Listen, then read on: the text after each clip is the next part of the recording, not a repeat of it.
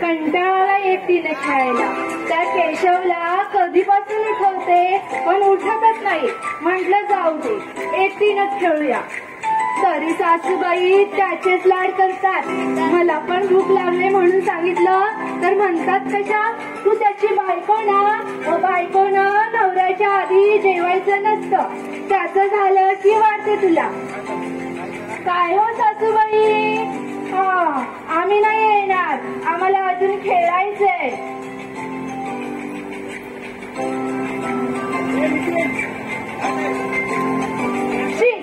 कंटाळाय.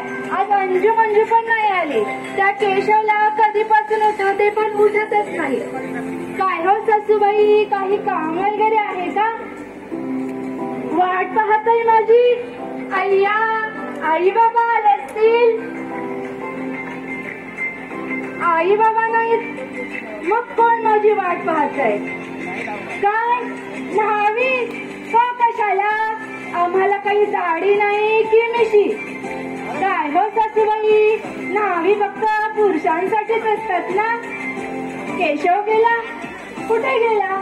मगाशी बघितलं तर झोपला होता तो. कुठे गेला तो? अय्या, स्वर्गात म्हणजे देवाकडे. ते ढगात राहतात, तिथे खाऊ पण मिळतो. मला पण जायचंय तिथे. सोडा ना.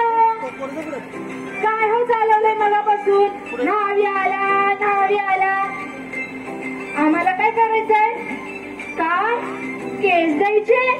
म्हणजे काय हो? केस कापून टाकायचे?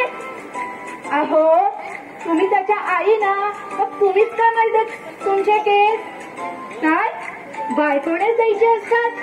अहो, पण आई म्हणाली मोठे केस स्त्रीला खूप छान दिसतात. मला अजून खूप मोठे केस करायचे. एवढे माझ्या आई एवढे. मी केस कापले तर खराब दिसेल ना, त्या कडेच्या काकूंसारखी. पण पुन्हा वाढतील ना केस, कधीच नाही वाढणार. मग मी कधीच केस देणार नाही. तुम्ही त्या न्हाव्याला जायला सांगा अगोदर. मग मी बाजारात कशी जाणार? मला बांगड्या भरायचे नऊ. काय बांगड्या भरायच्या नाहीत? मंगळसूत्र सुद्धा घालायचे नाही? कुंकू सुद्धा लावायचं नाही? अहो, काहीतरीच काय बोलता सासूबाई. एकदा आईकडे असताना मी कुंकू लावायला विसरले, तेव्हा आईने मला खूप मारलं. मला बांगड्या भरलेल्या खूप आवडतात. तुम्ही मला नवीन नाही दिलं तरी चालेल, मी याच घालेन. पण मला केस द्यायला नका हो सांगू. नका हो सासूबाई, नका हो. मला केस नाही द्यायचे सासूबाई, मला केस नाही द्यायचे. नाही, मला केस नाही द्यायचे. मला नाही केस द्यायचे. आई ग,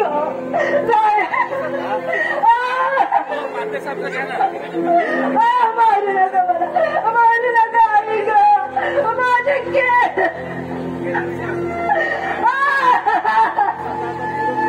माझ्या बांगड्या, माझ्या बांगड्या.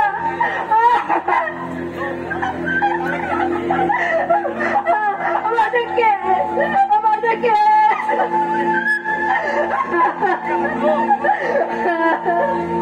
कशी का तोंड लागलेली बांगडी. माफ कर ग तुझ्या या बांगडीला. माफ कर.